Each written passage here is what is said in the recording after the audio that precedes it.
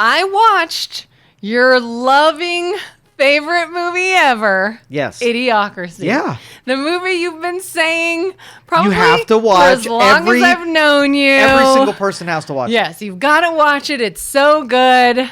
I watched it. That is probably one of the dumbest movies I have ever seen. 100%. I'm like, if I were an 8-year-old boy, I would find this funny. So, okay, why would I so strictly say that every human being should watch this? Yes. So I see your point. It is scary how close to that reality we are. And I 100% see us going that way. There's a few differences. Go ahead. So in the movie Idiocracy, if anyone hasn't seen it, these people get frozen. They wake up years, like 500 years or something like that into the future. And we have allowed stupid people to breed. Yep. And it's made a whole new sort of human race where society is now really, really dumb. I mean, we're so dumb. We're like basically walking idiots, and we're gullible.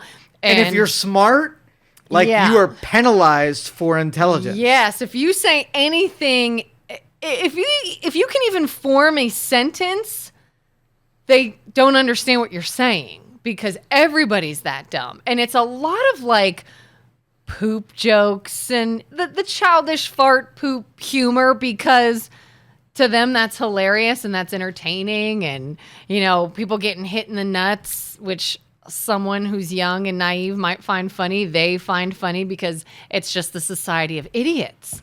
And so this guy is trying to navigate in this society to get these people to listen to him, to make smart decisions and improve their food source and their water source and all these other things. But it's hilarious because like a big famous wrestler celebrity became president, and in a way it's sort of Trump becoming president, and everybody's wearing Crocs in the movie.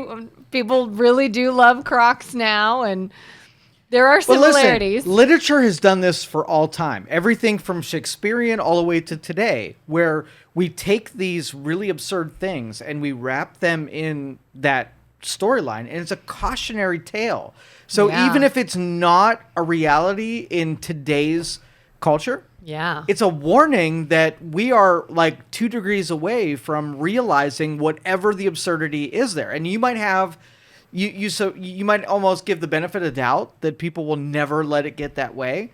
But go ahead and go back 100 years and take the cautionary tales of the time and see if we were too blind to be able to take those writings and say, we'll never let that happen. Yeah. When culturally, like, oh shit, we let all of that happen. So it is a documentary of where we are headed when we allow stupid people to become powerful.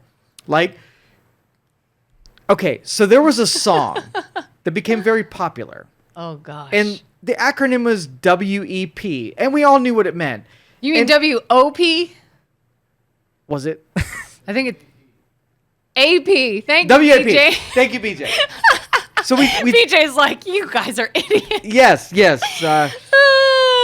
But when WAP. we take a culturally acceptable term, idea, philosophy, anything like that, and we're like, I know that's dumb, but I'm going to do it anyway.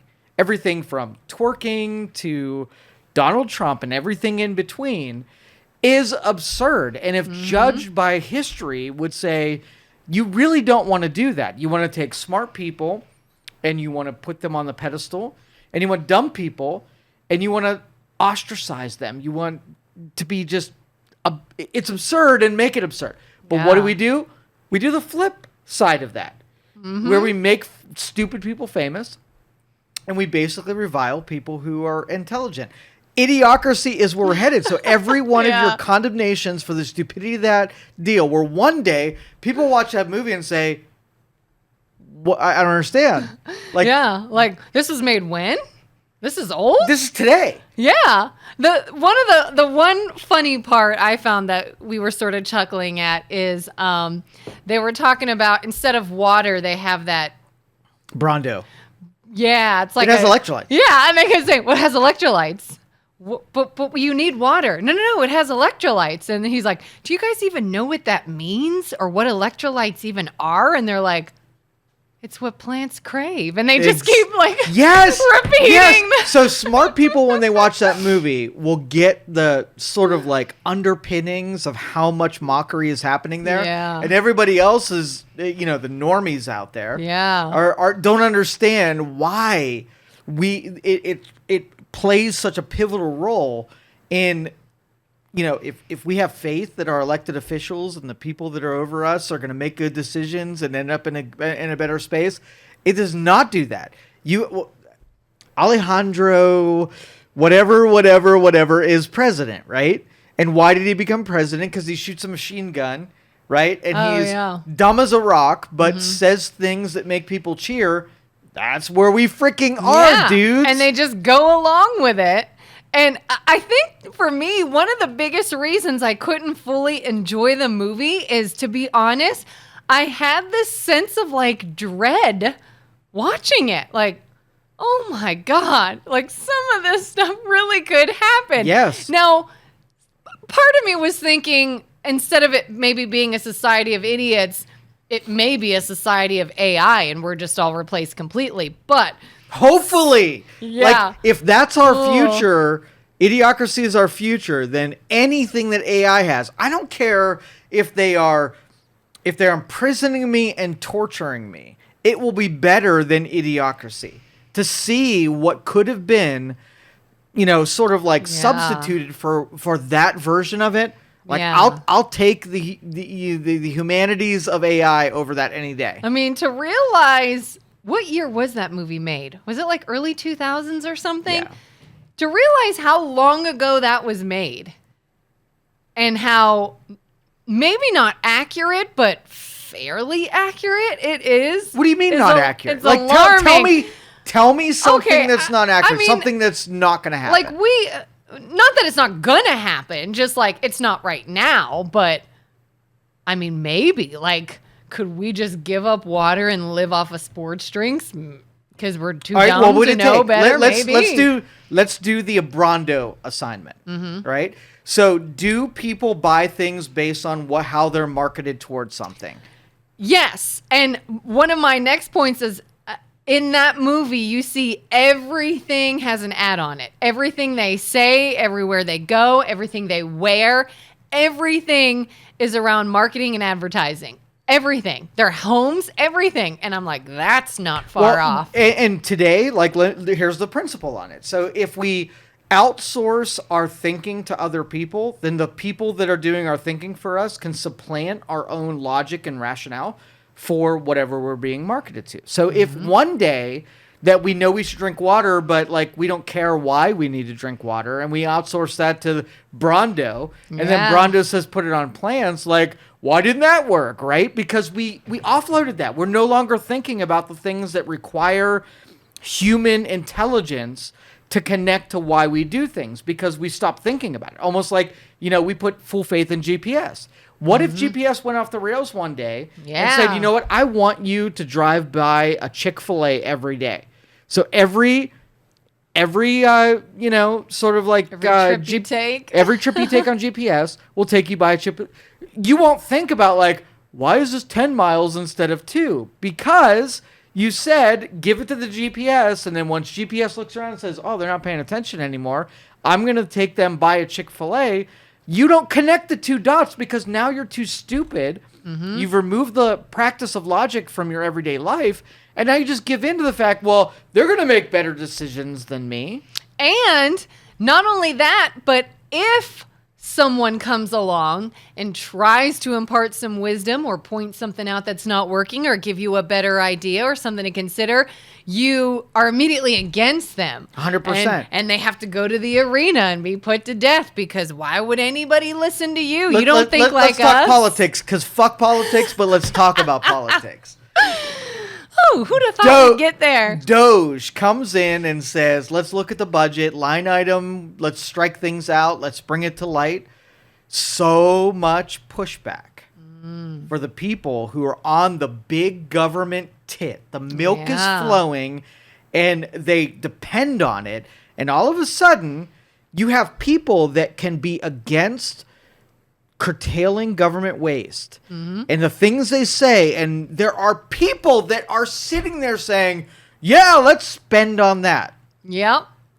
It's a sickness. And now they're converting all these people, I keep saying, they're mad about Musk even trying to uncover anything because they bought into this idea that it's somehow an invasion of our privacy. Just a ploy. Yeah, and then... This is the kicking puppies. Everything we fucking talked about before this. But wait, it's an invasion of our privacy. We envelope everything in something that has an emotional charged title, but everything under it is totally bullshit. Yep. Nobody will believe in the details. I saw in a matter of a couple weeks, people posting, he shouldn't have the right to dig into this. It's private information, blah, blah, blah, take away his right. Immediately went to, oh, we're just supposed to trust he's finding these things? Where's the paperwork? Where's the paper trail? Let us see what he sees. No, you just said he can't see it. Nobody can see it. Nobody should be digging this up. Now all of a sudden you're like, why can't I see it? Why can't we see what he's finding? Where's his paper trail and work?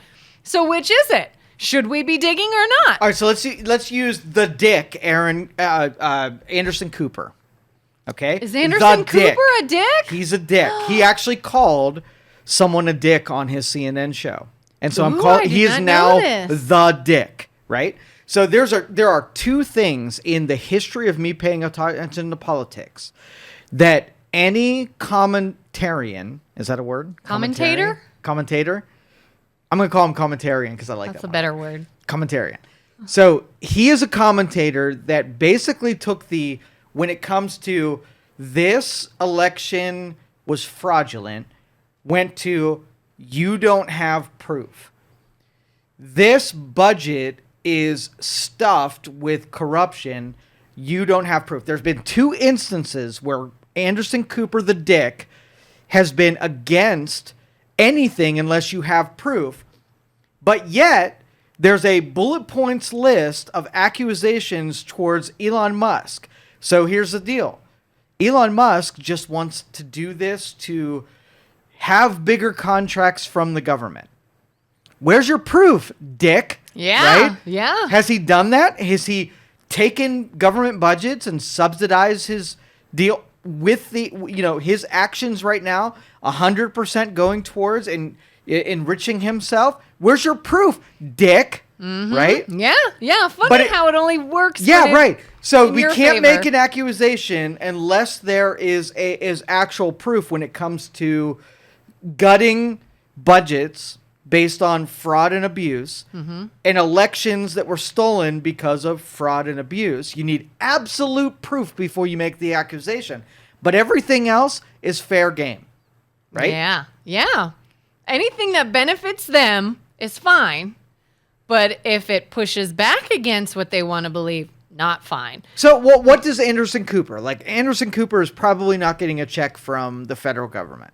Why is he such an ally for spreading government waste over the course of the budget, right? Over, he's not even in control of that. So why is he such an ally for making sure that his friends and the people in the political sphere keep having the ability to suck on that tit? Do they receive any money at all from that? Does Anderson Cooper? I don't know. Like, what makes him so, principally invested in making sure the government tit is available for anybody who wants it? Versus taking someone who hasn't done anything to enrich themselves, making accusation against the person that's opposing that government spending versus the person that might not even be him, realizing that government tit. I personally believe when it comes to those big media outlets, and I am not talking about all journalists, but in general, those big media outlets that we all watch. Name two people that you know of. People or organizations? Both. Which one? So people like NBC, CNN, maybe even Fox News, any of these big things that we are all paying attention to, I personally no longer believe they even care about what the truth is anymore. They want to follow narratives and ideas.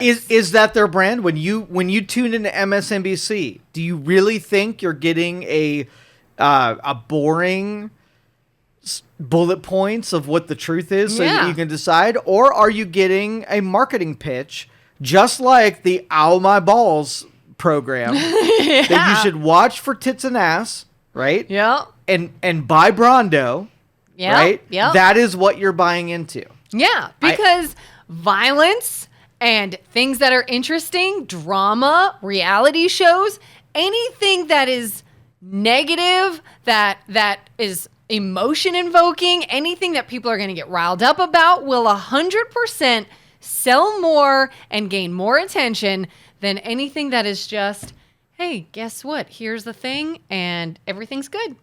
And, oh, we uncovered some corruption, and we did away with it, and now we're good.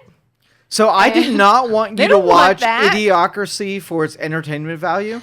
I wanted it is a little childish. I wanted you to take the principles of Idiocracy and assign it to everybody that you hear. And I want you to take a person in Idiocracy and say, like, Anderson Cooper, who is he? Right? Mm-hmm. Is he the big-titted, news anchor that can't complete a full sentence, but talks about like how they're going to murder someone in this week's rendition of, Murder the Intelligent Person? Mm-hmm. That's exactly what I want you to do. And so that's the end result here, is that you need to make a parallel between who's the bad guy and who's the good guy. Is Trump the good guy or the bad guy? Is Anderson Cooper the good guy or bad guy? And do you buy into the person that's on your side, your teammate, or the person who's not going to let us become the Brondo-obsessed Idiocracy society? Yeah. Those are the two ends. It's so scary. It's so scary. And then it's so frustrating, too, when you see people try to, what's the word? Like when people think they are pushing back and they're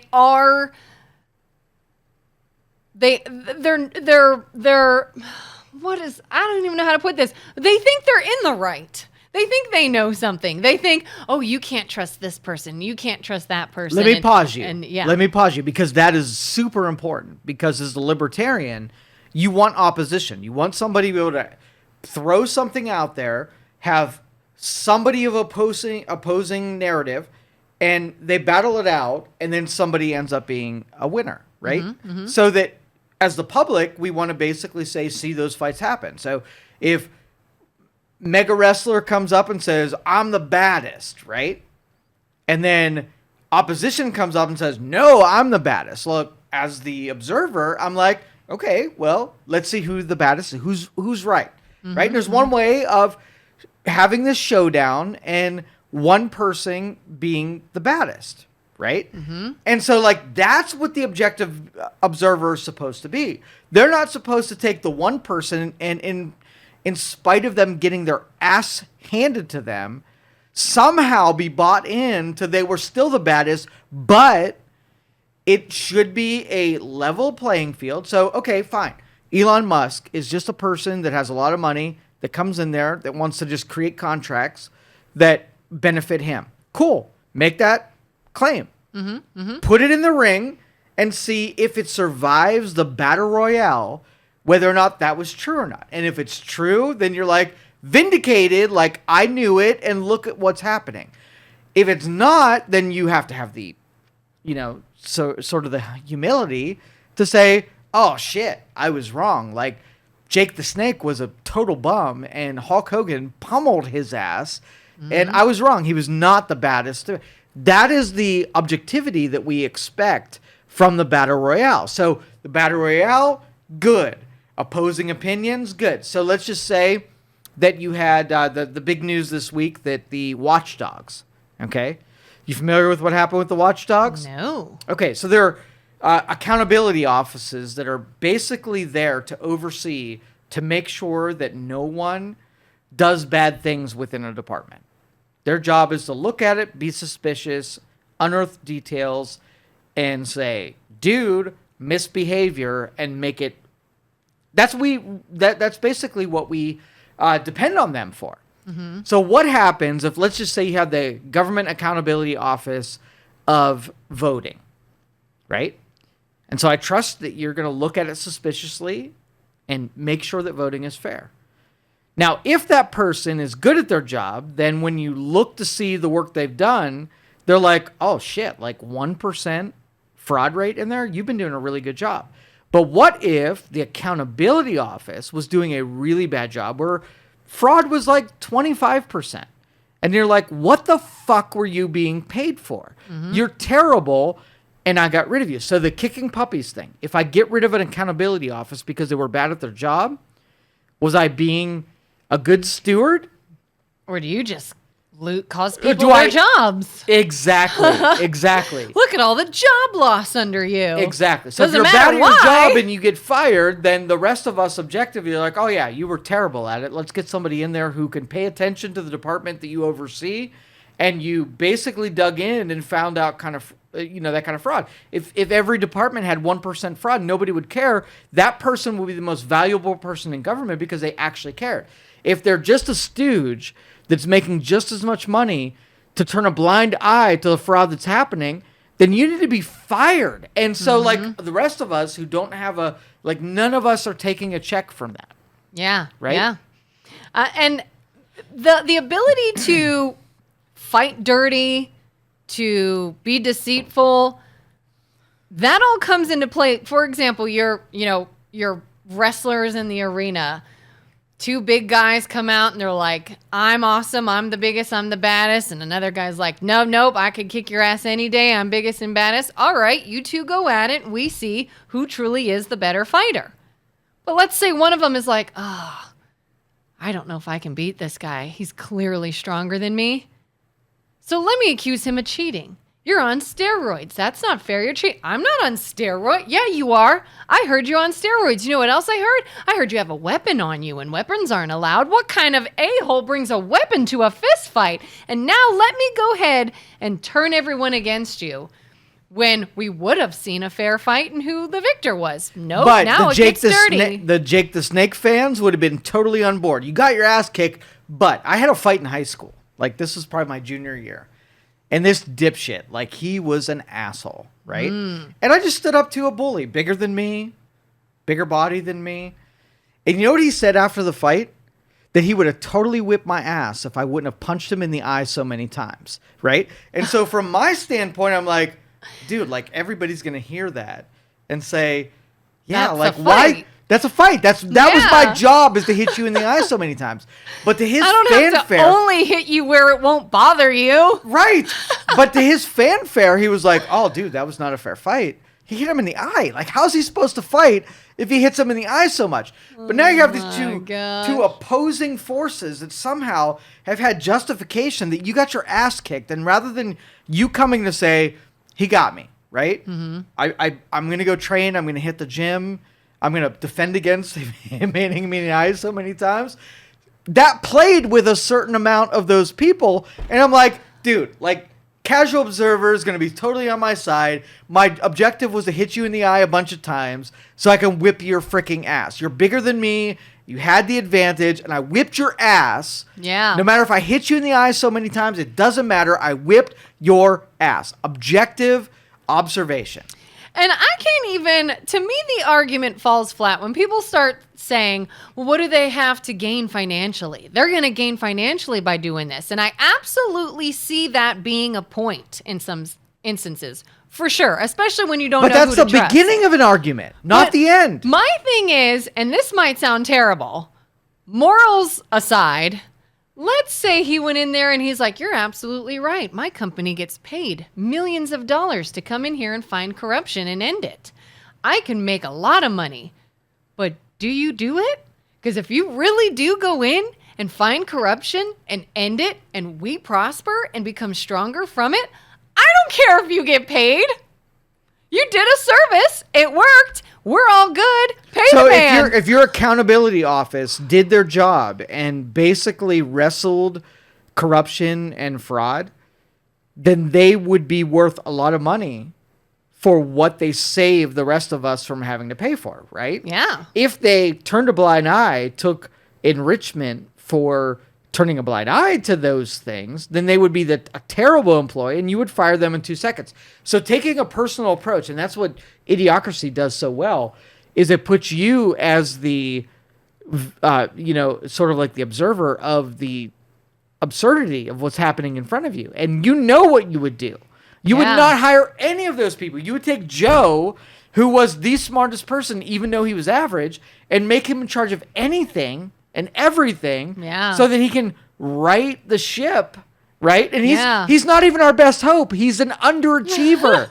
And yet he was the smartest person of everybody. Smartest man in the world. Okay, well, the next step is taking a not Joe and taking the next smartest person, maybe his offspring, maybe somebody who's smarter than him, and even making it better. But as long as we're going the other direction, we're trying to make it more corrupt. Like, so Nancy Pelosi makes $200,000 a year as a person in government, and she's worth $204 million, right? Mathematically, she took advantage of her position to be able to enrich herself. Should anybody be suspicious of Nancy Pelosi, whether or not you're on her team or you're not? Do you think that's a suspicious type of end? You should. You should figure out, all right, dude, like you were in the position of power. You made a bunch of money. You're now saying Elon Musk is going to do the thing that you've probably done. Should we look at you first before we weigh what you think out of this? Or should we look at Elon Musk, who hasn't done anything wrong? He's in a position that he could probably say, okay, well, SpaceX and Tesla, if I'm in the control, whether or not I slide something in to make more money, haven't done it yet, but could. Am I going to look at him who hasn't done it yet, but could, versus someone who I didn't know was doing it, but did? Who should he be in my crosshairs? Yeah. And nobody seems to want to start fighting and arguing over the fact that, by the way, the whole idea of auditing something is not new. Do we as American people get audited? If a red flag comes up on your taxes and they don't know why this doesn't add up and you suddenly have all this, does someone from the government come and audit you and take a look at what you did? But we want to do it. We want to send someone to audit the government. Whoa, this is an abuse of power.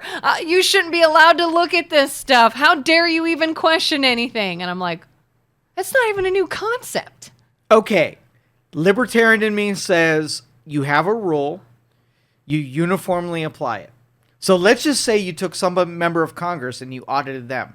Do you think that they take you through the same process where they try to destroy your life, they are condescending, they destroy you in every way that they possibly can and use every power of the government to be able to dig through things and find their deal? Or do you think that a member of Congress gets different treatment than the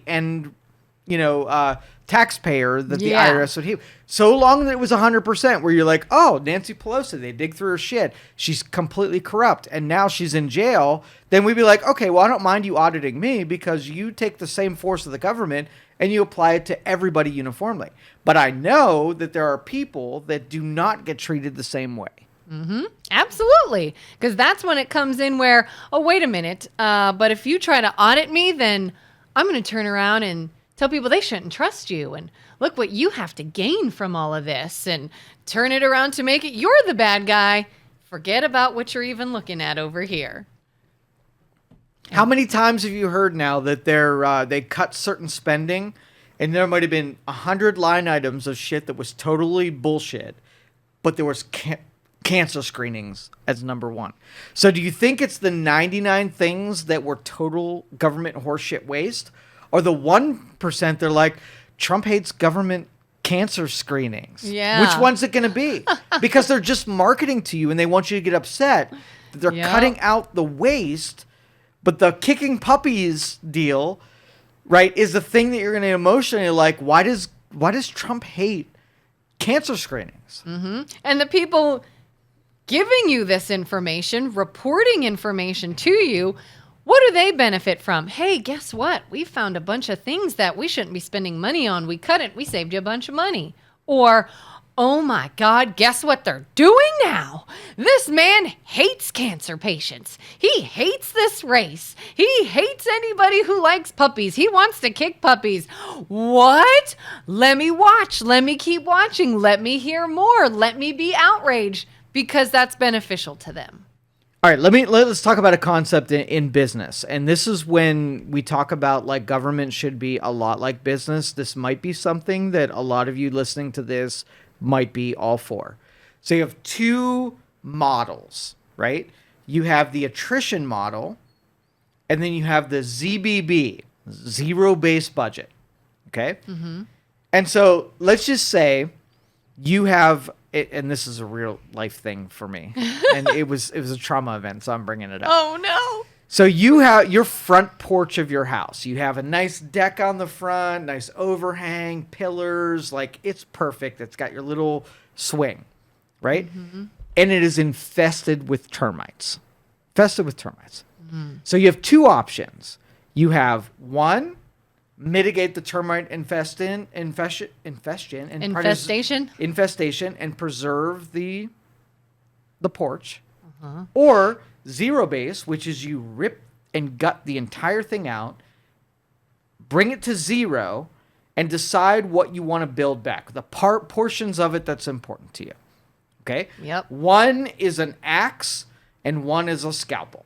Right? And so every time that you cut something out, you're picking whether or not this is a scalpel deal where it's only 2% fraud, so it would make sense to cut out the cancer, right? Mm-hmm. And let the cancer go and the healthy cells do their thing. Or it's like, no, this is put you in the radiation, give you chemotherapy, and blast the shit out of it because we got 80% bad and 20% good.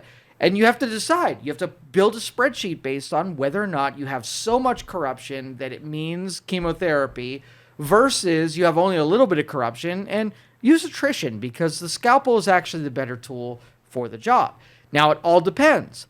If you're a beneficiary, like you are the cancer chemical salesperson, you want the treatment for chemotherapy to continue because that benefits you.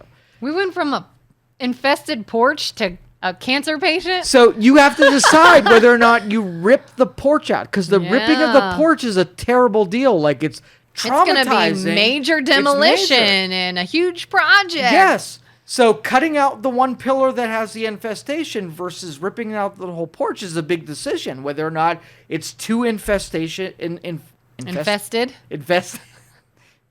How much have you had to drink today?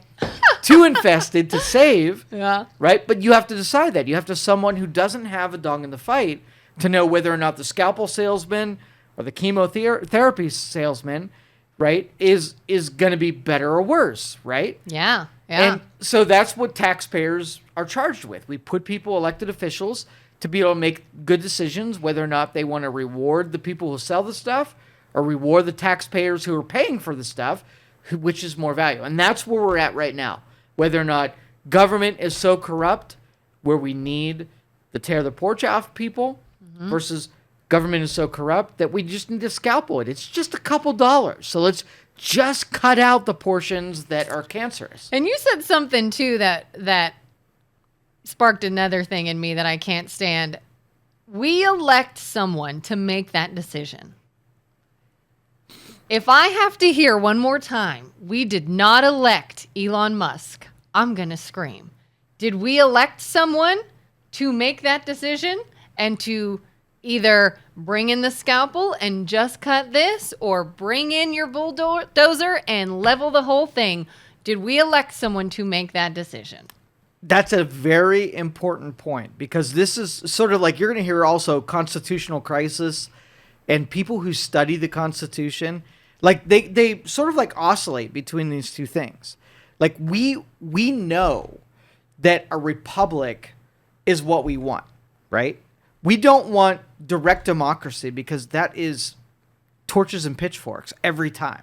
Like let's just say every form of legislation was a direct vote on the people, right? Mm-hmm. So everything from Medicare, Medicaid, Social Security, every social project, every defense spending, directly had to go to ballot and everybody would vote for what it is that they wanted. That would be chaos. There would be not enough time in any legislative cycle for direct democracy to happen. You would need no people in the House and the Senate in order to do that. So what you do is you pick somebody who you trust that has good judgment to make those decisions on your behalf.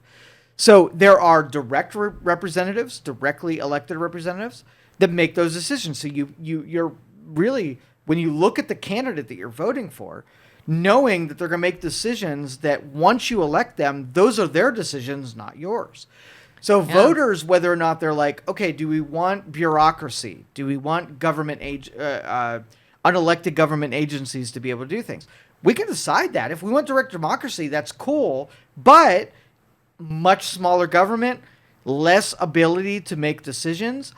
And so, like your point of whether or not we voted for Elon Musk, do we want that? Do we want every appointee to be directly voted on by the public? That would take forever. I don't think the public's smart enough. I don't think they would know what they were voting for. Look at the instance. If we go back to end of 2019, 2020, COVID is hitting. People are panicking.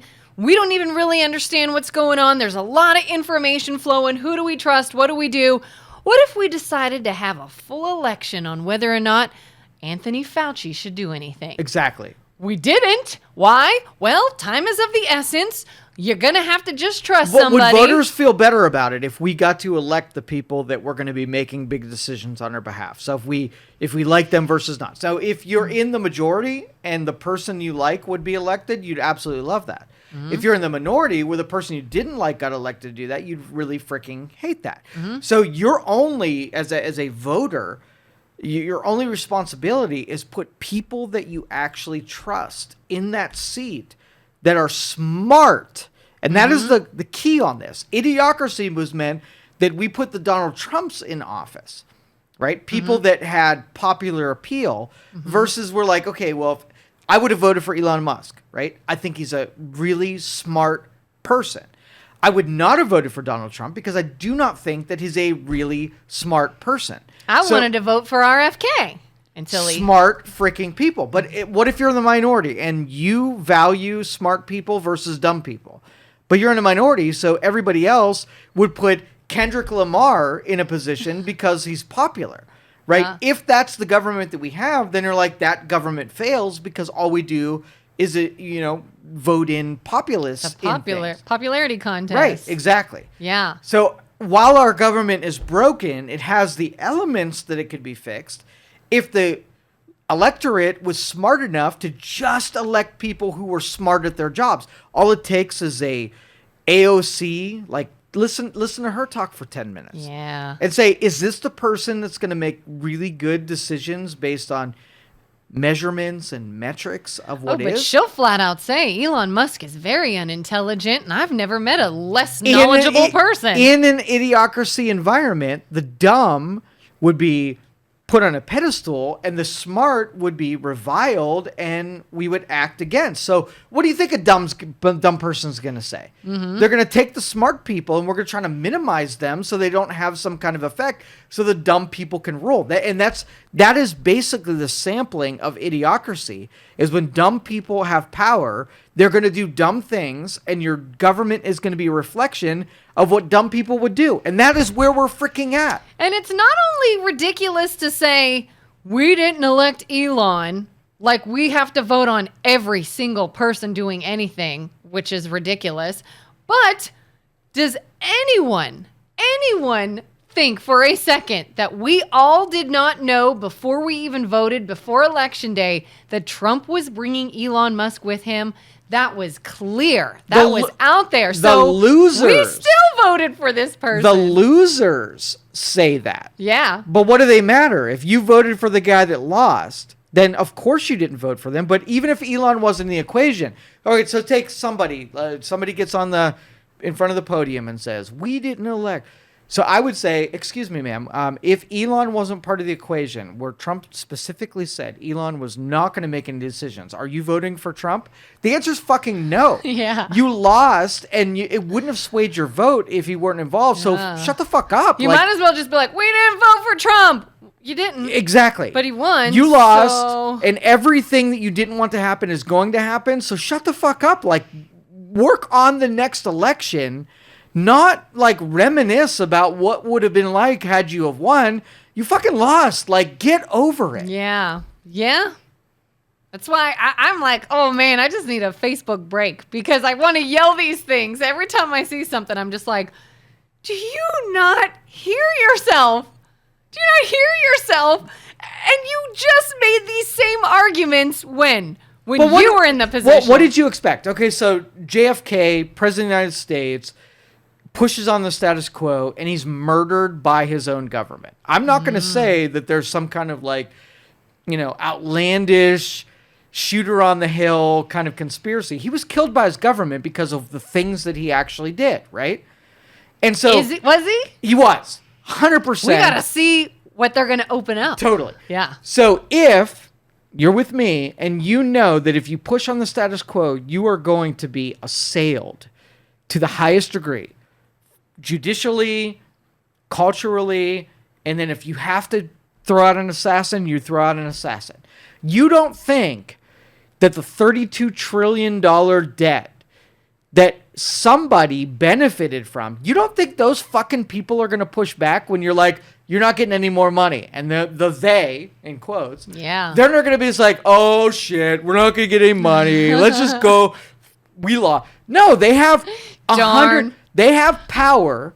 Yeah. And if you want to keep the people safe that are going to push against this, you're going to support the people who want that side to lose, where all of that trough just completely gets, milked off, like no more for you, no more. Yeah. It's dry.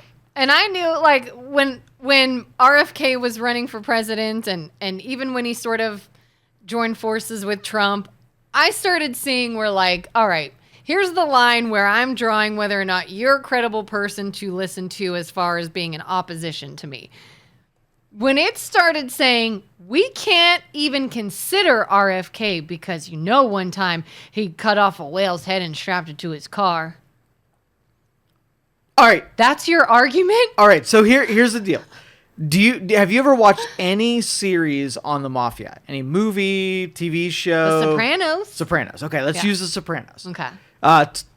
Tulsa King is one of my favorites here. So you have the mafia. What is the mafia? Because it is our government. What is the mafia? Like organized crime. Organized, validated crime. That is our government. People in control. People sort of like grab power in. They use that power to enrich themselves. We want something done, and so Sopranos. you make it done. What would happen if a mafia family came in the territory of the Sopranos and they were like, you're making money selling meth and stealing VCRs and whatever. You've got that racket going. You're paying people off. You're sending protection money. You're looking out for your friends. You're getting public support for it. And then XYZ Mafia comes in and works the same street that you do. And all of a sudden, they're cutting into your business. What would their first move be? Tony Soprano now has a sit down with Johnny the Fish, right? Now, what would they even say? What agreement would they have? They're going to, number one, they're going to, they got to end them. Like, the end result is the threat has to be ended because you're cutting into our business, right? Yeah. Number two is if I can't get the public in on it where they just don't say, hey, like, I got some VCRs for you. No, I'm a loyal Tony Soprano. I'm never going to buy from you. If that doesn't work out, then what do? What's the next step? What would the mafia do is what the government will do. Do they start working with, like, the police, the prosecutors take out my enemy, yeah, and get the judges to get my enemy and not me. I'll get you reelected if you arrest all of their team. So step number one is impugn the threat, right? Try to get the public opinion against the threat. Number two is take the controlling factors on the legislature, the judicial, to be able to take out your opponent. What if that doesn't work? What's next? car bombs and I was gonna assassinations. say, kill them all. JFK was basically our demonstration of when step A, step B doesn't work, you go right to just taking them out. And do you think, do you have faith in your government, the theys out there, when they start losing and they start losing their trough, that they won't go from personal attacks to judicial attacks to outright, fatal, get rid of you? Do you think they're above that? Has your government ever ended somebody's life because they disagreed with them? Do you think have done it and are capable of doing it? We know they've done it. Even if you look at different framing, but if you think about it, anytime we end the life of a terrorist or someone in another country or through war, we have the ability. We end them. We have the ability, and have we done it? Yes. You got to make the claim. Like I said, JFK was ended by our own government. I say that people have been executed by our own government. Are you willing to go into crazy territory and say the government has ended an American person who was an annoyance to what they were trying to accomplish, and they put it under the banner of the not kicking puppies thing, and they justified it, but they still ended an American life because of the end result that they were getting in the way of their trough? Yes or no? Do it. I mean, I don't know of an example, but I would guess very plausible. I would not put it past them. Is RFK one? Maybe. Percentage. Like what likelihood do you think the government would be like, all right, so here let me give you the movie scenario. Here's the scene. Okay? Mm-hmm.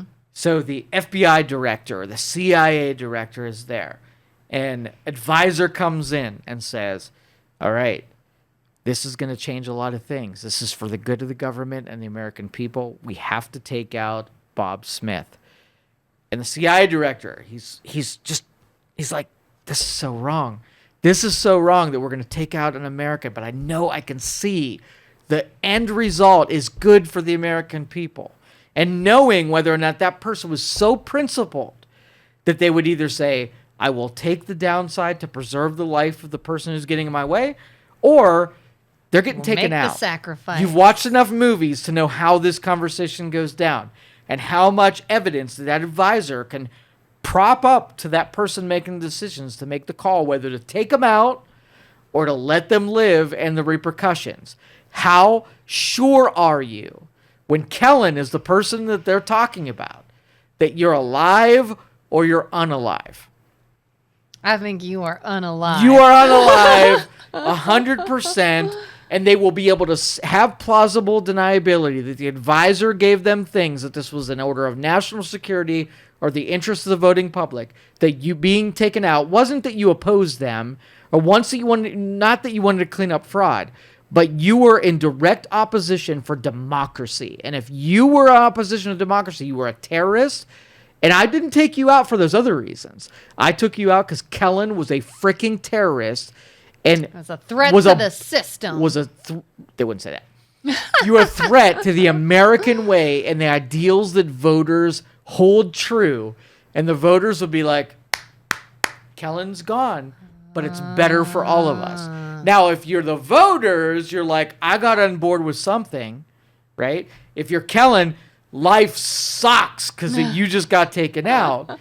And everybody on the chain could have an excuse other than she opposed me, so I had to get rid of her, right? Yeah. All of them on record would be like, she was a threat to freaking democracy.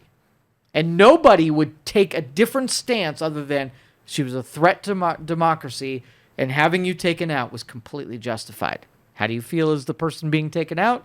How do you feel as the voter? How do you deal with it? So who is the they that is now responsible, that knew that they were only marketing that you were a threat to democracy, and you really weren't a threat to democracy, only that you were a fucking annoyance and you need to be silenced? That's the they. You know another reason that this is even more believable and everything?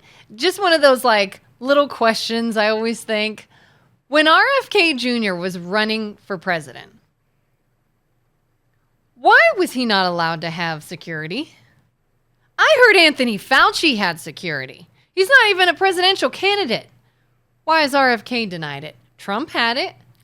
Give me your theory. Biden had it. Give me your theory. No, don't just throw out these like subtle accusations. Why didn't RFK get security? I think they wouldn't have minded if he was taken out. Okay, keep going. I think they saw him as a threat. They saw him as somebody who could really win, who could change everything. Hence the smear campaign of the most ridiculous stuff. That was one red flag. Is I get it. They're going to have a smear campaign of everyone. But his smear campaign was ridiculous. Red flag number 1. Red flag number 2, no security protection for a presidential candidate when people who are not have it. That's a red flag number 2. Number 3 is the fact that so many people in his own family have been ended. So not only is he a presidential candidate, he's one from a family that have already had assassinations. And he still doesn't have. All right, so I'm going to skip that last one, okay? Because I want the principled, completely objective application of rules and laws, right? So that if you filled out an application and you did something, universally, no matter who you are, something would either apply to you or wouldn't apply to you. Subjective would mean that if you're one person, you get something, and if you're another person, you don't get something. So if you're RFK and you run for office, and part of the application process is that you are afforded certain things, nobody really has a say in deciding whether or not you get special security. It's like nobody is judged based on that. If you're running for office, this applies to you, and you get the thing no matter how you are. That's no question. But then if you are able to subjectively decide certain things over the other. So I'm the Democratic Party, right? And I'm annoyed the third party candidate even comes in there. Do I want to give them an advantage, or I want to give them a disadvantage? I don't want any third party to be robbing from my candidacy. Mm-hmm. So I'm going to take third parties and I'm going to give them a true disadvantage so that any other third parties that come in there, I don't want them there. So I'm going to make it so nobody wants to run. No serious candidate wants to run. So if I'm a good candidate and I don't get offered any kind of security detail in order to do it, you have people who would legitimately run, not want to run now. And now I've taken a subjective application of the rules, and I had the power to be able to bestow them on somebody and negate or keep it from another person. Would that not be a power control that lets me be a deciding factor in who runs and who doesn't run? Do you think Democrats or Republicans want third parties or 5 candidates that are equally qualified? Absolutely not. So, I wanted to open a school, right? This was maybe every bit of 15 years ago. This is true? True story. I wanted to open a school. So I was like, okay, well, the state of Ohio pays in so many tax dollars and gets so many federal tax dollars, right? And so I'm opening a private school. And so, should a private school and a public school, so I'm a taxpayer and I'm paying $1,000. And of that money, so much of it should go to every school. Homeschooling, private schools, public schools. So if a public school got a kid that comes in and applies to be that public school, they're like, oh, that is $784 that you get for this person that wanted to come to your school. Here's $700.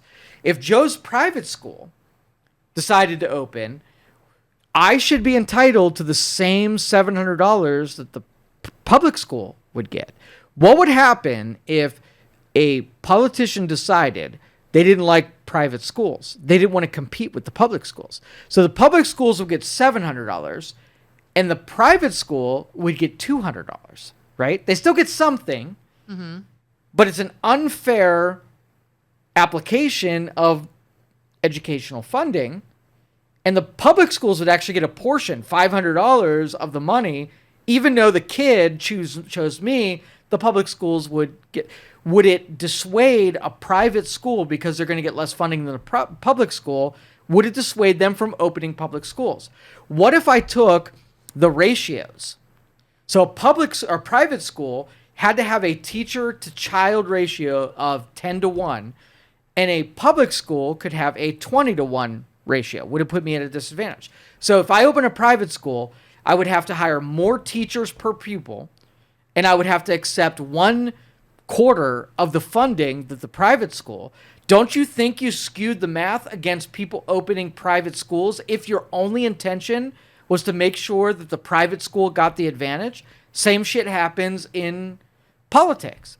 I want to give the disadvantage of the annoyance that comes in and make them run at an extreme disadvantage to the Republican or the Democrat. So even though people do, right, they're going to fail 100% of the time because I skewed the math in such a way that they cannot make it because I was in control of the power of the math.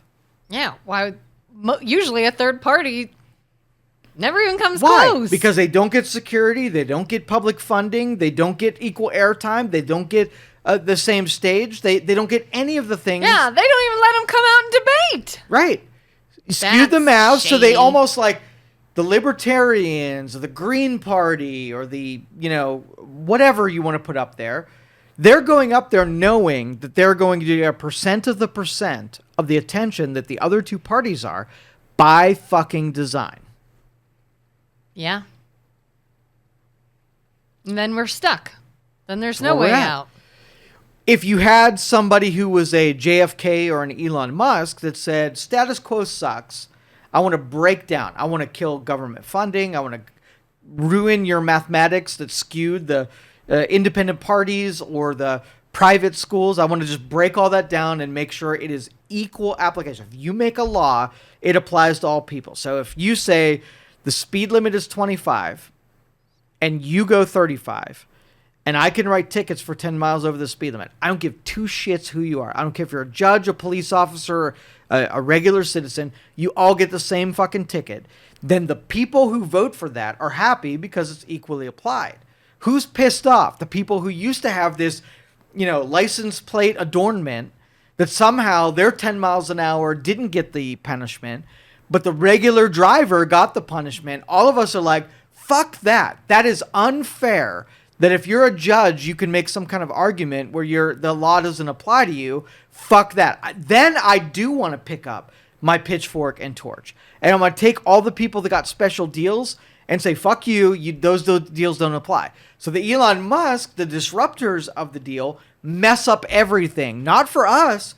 Mess it up for the judges who didn't get the DUIs. They didn't get the speeding tickets. Mess it up for the independent or the Democrats or Republicans that got an unfair advantage in elections. And they are not going to freaking like that. And they're going to be the passenger seat driver in the JFK motorcade that turns around in the passenger seat and shoots JFK in the freaking throat because they stand for the disruption that ruins everything for the judges and the Republicans and the Democrats. Meanwhile, then one party does nothing but look at them as, oh, you're just in it for the big guys. Anybody that's going to be wealthy and powerful and make money, that's who you're benefiting by calling them out?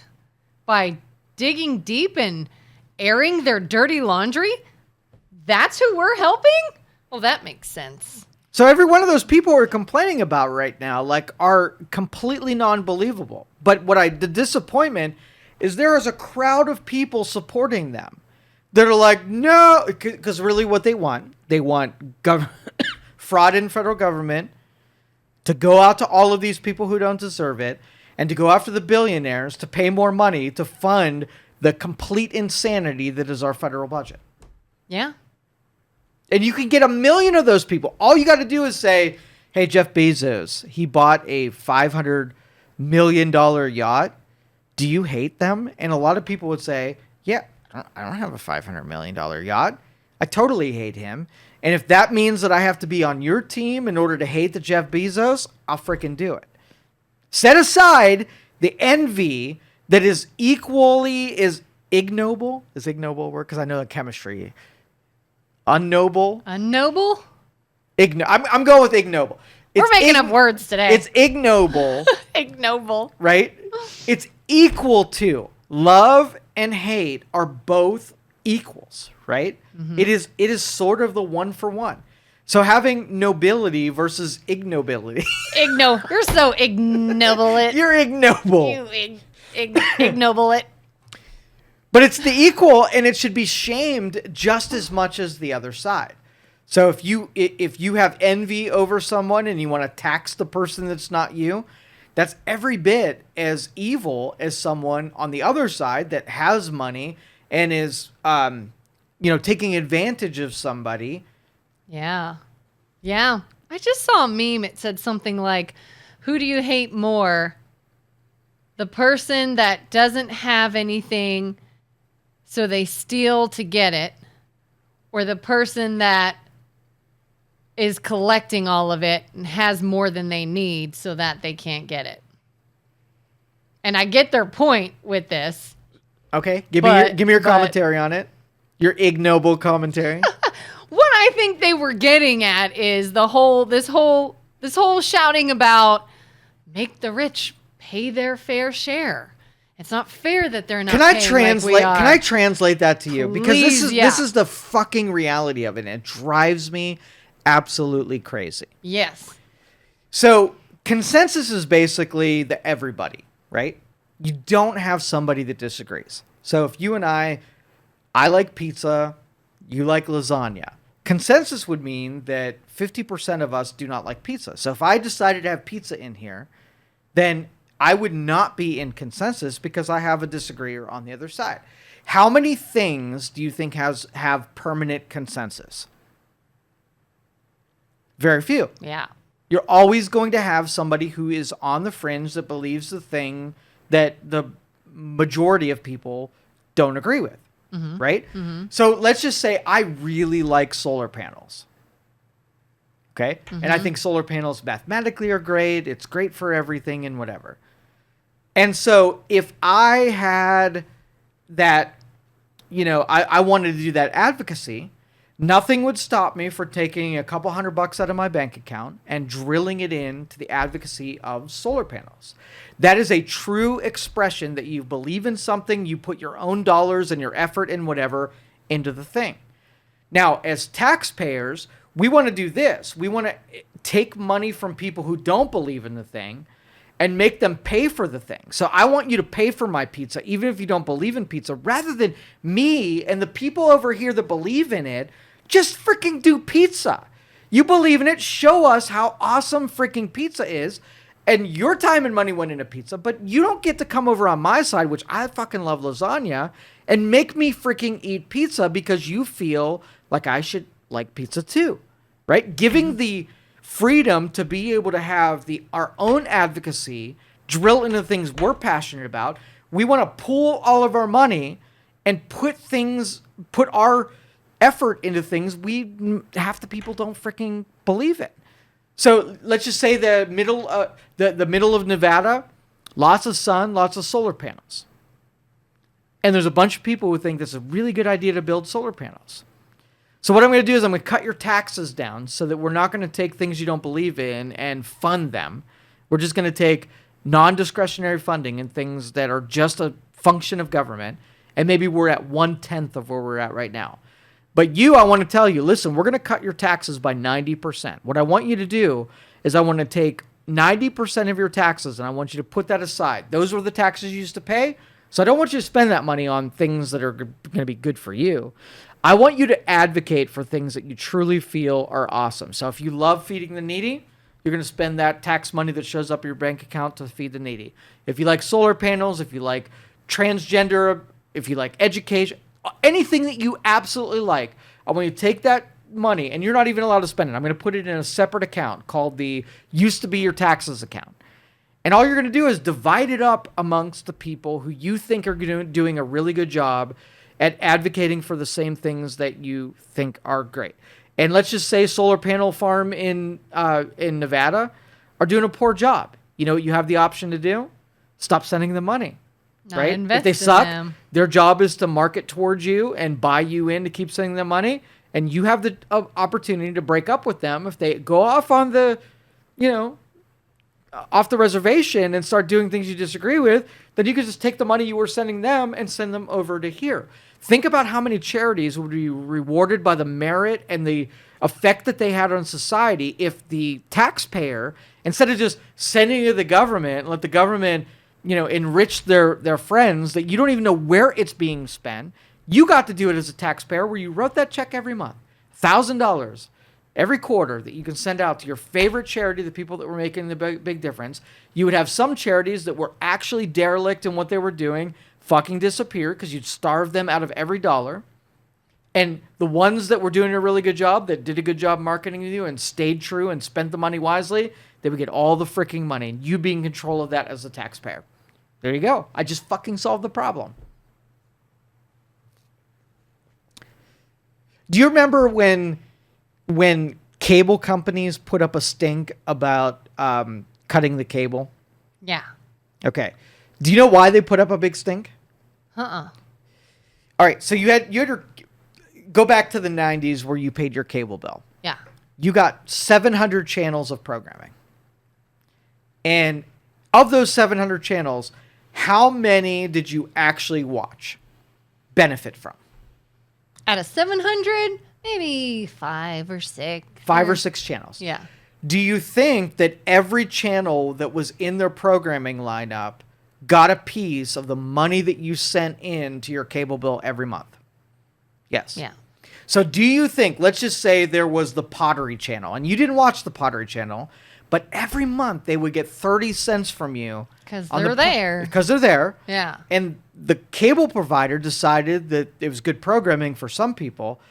Part of your bill went to the Pottery Channel. And when I showed you how much of your bill, you're like, can I carve that out? And the cable company was like, no, if we just give the ability for everybody to carve out the Pottery Channel wouldn't have enough money to survive, and they would just go away. And you as the payer, like, well, I don't fucking care. Bye. Let them Bye, appeal. Pottery Channel. Let them appeal. My money's not going to the thing I disagree with. Yeah. And when you cut the cable, you got to spend the money that the people that were giving you the best product. If cable channels went away because they weren't getting a special deal cut out from the cable company where you wouldn't have agreed with it anyway, well, that's a good thing, not a bad thing. Yeah. So now it puts the emphasis on the Pottery Channel to do better marketing, to put a better product, to go after their demographic so they can survive on their own without forcing you to give them money, even if you don't agree with the Pottery Channel. That is the government in a nutshell. So basically then you could say, if you've got people that are maybe not as wealthy, and they're like, hey, all of our money are going to all these things, and my money's just flying out the window going to pay for all these things, and I don't like it doing that. I don't want to pay for all these things, so now I want you to pay more to help pay for all these things. And you're like, if you don't want those things, don't have those things. Who's forcing you to? Yeah. Yeah, like, so that's the well, thing. The government's making me. Oh, so you're mad at me? Yes. Not the government. And that is the argument here. So for the last 20 years, it's been billionaires are not paying their fair share. Why do they need billionaires to pay their fair share? Because there are programs that they set up in government, those sweet deals, the Pottery Channels, were getting excessive, and it was causing inflation and causing hardship because they were spending more money on those programs. So they thought, if we can just get the billionaires to pay more, bring the deficit down to zero, we can get all of our programs that our friends and ourselves are being enriched from, right? It would all wash out. Nobody would care. It's the whole idea of, don't look at what we're doing. Exactly. Blame them. So look at them. So let's just say we rip out all the Pottery Channels that are in the government budget, and then we look to see, the taxpayers, the rate that we're paying right now is 100% sufficient to pay for the 5 channels that you actually watch, right? Then you would have no qualms with that. If you're like, maybe out of the 10 things the government pays for, 5 of them you absolutely agree with, and 5 of them you're willing to tolerate because you think they're still a good deal, even if you don't, personally benefit from them, right? Now we have a taxpayer that's bought into a system that when you're like, hey, a percentage of the tax burden that you put, sent $50 million or 50 million condoms to Ghana, right? would Gonorrhea. if you were to say Condoms. if you were to take your tax bill and parse out, would you have ever listed the things you wanted your tax money to go to would be $50 million worth of condoms? Yeah. Not in a million years. That was the pottery channel of the federal budget. Okay, so let me play out a little play here, and you tell me if this is reality. We pay taxes. Some of our money leaves our paycheck because let's say we have a couple roads that are just gone to shit. They're full of potholes. They're breaking. They're ruining people's cars. You can't drive on them. They're making life inconvenient. We all agree, billionaires, middle class, everyone, we're going to put some of our money out of our own paycheck and it's going to pay for these roads. And everyone's like, great. Here's my portion. Here's my portion. Now the road people who are like, or the government who collected all that money for your road says, oh, thank you. But by the way, we're also going to make all the road signs hot pink. Why? Because that's what we wanted. We wanted hot pink. We like hot pink. And the company that's painting the signs hot pink pays into our other programs and we want their money. So we're going to need more money because we got to make all the road signs hot pink. And other classes are like, well, I can't fight you. Here you go. Billionaires, we need more money. And the billionaires are like, no. Fuck no. You're doing a terrible job. Right? And that's where I think... And we're like, but billionaires, give us your money. I don't want to. So stupid. Billionaires, this isn't fair to you. Why aren't you yelling at the people trying 100%. To make the signs hot pink? Yeah. And that's where government accountability comes in, where their actual usefulness is that when, as a taxpayer, if you paid $1 in taxes towards the road, right, and the Government Accountability Office came back and said, your dollar went for a 1-for-1 into patching the road. Maybe we took 10 cents off the top for the guy to order the patches and to write the contract up, but 10% of it's an administrative cost and 90% of it went to the road. Then the Government Accountability Office say that's a good value. The taxpayer would agree with that. But like your example, if that program went rogue and they're like, okay, I took 50% of the money and I put it into patchwork. I put 10% in the working of the contracts, and I sent the other percentage to buying ice cream cones for social media influencers. There's going to be one of those that you disagree should be spent. And the Government Accountability Office is like, hold up. Like, you went off the reservation. There's no taxpayer that's going to be happy. They would tolerate the administrative costs as long as it was reasonable. The patchwork and doing the contract, our job is to make sure that I'm getting good value for the taxpayer. But the ice cream cones, you're fucking going to jail because that's just fraud. And so, like, every entity that doesn't have that oversight, when you do, like, is there a taxpayer that said, when I sent money into Help Other Countries Fund for cancer or non-kicking puppy dogs, did I ever think that sending condoms to Ghana was how it was going to be spent? Where were you, government accountability? Why did you not look at that and say, oh, fucking no way. That's a pink sign on the road, and that was for something that no taxpayer would ever be good with. Yeah, what if they're like, hey, you know what?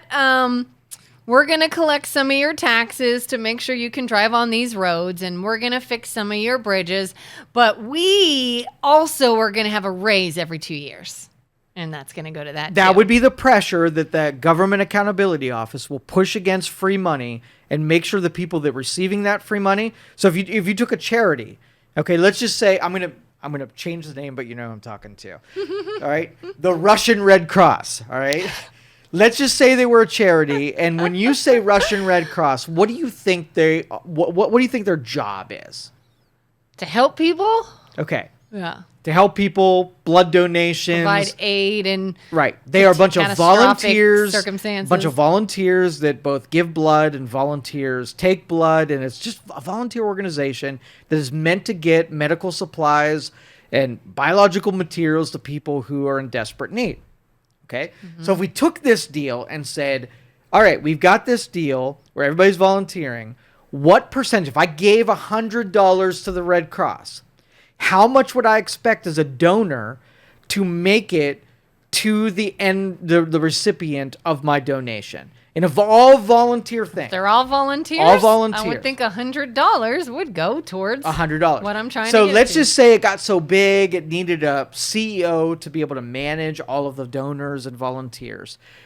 What would you be okay with as far as the percentage of going to administrative costs, the guys that are sitting around putting the buses on the roads and the donation, events and whatever. Packaging things. What would be reasonable for that charity? Maybe like 60-40. So you think 40% administrative costs, 60% end result? And where you wanted it to go. I would say more like 10%. Being that... 60-40 would be generous for the... Yeah, well, I would say any organization that is a mostly volunteer based should be 90-10. Yeah. Anything that's not volunteer based, then you're probably closer to right. 40-60, you have it's run like a business, so that would be not unheard of. Now, what if the Russian Red Cross, you have people that are showing up and giving their blood away for free. Yeah, the person that's drawing the blood, giving their blood for free. When the blood gets to the hospital, how much do you think the Red Cross should charge the hospital for donated blood, donated draw? What should that cost the hospital? Should it be free? I feel like it would be if it's everything's donated. What if you found out that the Russian Red Cross charge the hospital full market rate for the blood that you donated to the volunteers that drew the blood? What would you feel like? I'd say you guys are jerks. Okay. So if I took a percentage wise and I just rated every charity and how much percentage makes its way to the end result. So we have Project MKC, 100%. Everything is donated by a benefactor, right? And 100% of it, if I give $1 makes it to the end. That is a good charity. Mm-hmm. What if it was 90-10, where 90% was administrative overhead and 10% actually made it to somebody that benefited in the title of what they were there to do? Would you be disappointed, or would you still do it? You're saying 90 goes to administrative overhead and 10% makes it to the recipient. Oh. That seems... What if 0% made it, where there was more spent in the application of the thing than made it to the donor? Then that's ridiculous. Totally ridiculous. Yeah. So, but it's easily measurable. People who do actuary tables of risk and take spreadsheets on how much of the end result of the donors. So in your example of the road crew, so we set up a government agency that patches roads. Great on its face. Taxpayers are in. They want good roads. But then they start adding your pink signs and the administrative overhead. And maybe for every $100 of money that you send as in taxes, that $1 goes into the patch and 99% goes into everything else. You would buy out of that program in 2 seconds if you had the opportunity. That is government waste right there. Yeah. And blame the billionaires for that. Blame the billionaires. But you could see why they had to do that, because if they just backfilled the expense, there's no taxpayer that would have questioned it. That they had to do that. But now that's gone. The billionaires are not going to be fleeced for your $50 million worth of condoms in Ghana. And it wasn't Ghana. It was like Tanzania, somewhere. Gaza. Whatever. It's not even Gaza. They were wrong about that. Oh, really? It was some other place. It was some kind of nation where they were spending $50 million on condoms to spread, to stop the spread of AIDS in whatever area. Oh, that sounds familiar. Okay. Understandable. Although that brings up an interesting point. Okay. Because because I feel like this is starting fights too. Somebody could take that and say, look, you were wrong. It wasn't Gaza. It wasn't Afghanistan. It wasn't some terrorist nation. This was American aid to another country to prevent something major that could affect our country. And they might fight for that. Like, oh, we have this whole program that sends money to other places in the world as aid, as help for a good cause. But the taxpayer gave it to patch the roads. You might be able to justify what you spent it on, but it wasn't for the intended purposes. And did it even get there? So first, you figure out how to be intellectually honest enough to fill the actual role that we put it at. If you want to add things on top of it, so like if you gave tolls to the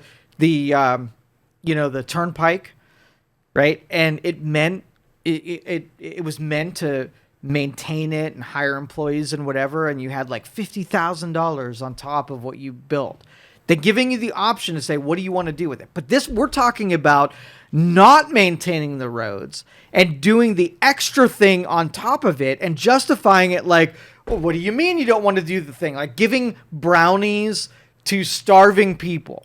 You didn't maintain the roads. You collected my toll. You gave brownies to starving people in Ghana, right? No. Fix the fucking roads first and then ask me, what do you want me to do with the extra that's left over? And if I come up with the brownies to Ghana, let me be the decider because I'm the one fucking paying And then it. who's making sure this is still happening? If we all take a vote and say, yes, send $10 a month to the city of Jerusalem to help the orphanage, whatever. For sure. And then 10, 15, 20, 50 years go by and someone's like, whatever happened to that orphanage in Jerusalem? I don't know. Do we still go there? I don't think so. But we're still paying $10 a month? 100%. Yep. And then you know what happens? Then it gets reported as, yeah, but remember, you thought condoms were going to Gaza and they weren't, so you must have been lying about that. But you have We a can't government trust you, accountability. And now we're going to fight people. You have government accountability office. So that's the person charged with looking at thing on the books and saying, oh, holy shit, like you subscribed to Netflix in 2001 and you haven't watched it at all. Let's not do Netflix anymore. Like, that's a fucking waste. Yeah. If they can't do that, then there is no point to their existence because they're not auditing. Yeah. Like, they are a nothing agency. It's almost like the emotion attached with all of this is what's making it so difficult. Because if you think about it, it's very much this fight of we're the good guys going after the corrupt. And other people are like, oh, you're greedy billionaires and we can't trust you and you're not going after the corrupt. You're cutting useful, helpful programs. And it's all this fight instead of, you're terrible and we're going to stop you and you're terrible and we're going to stop you.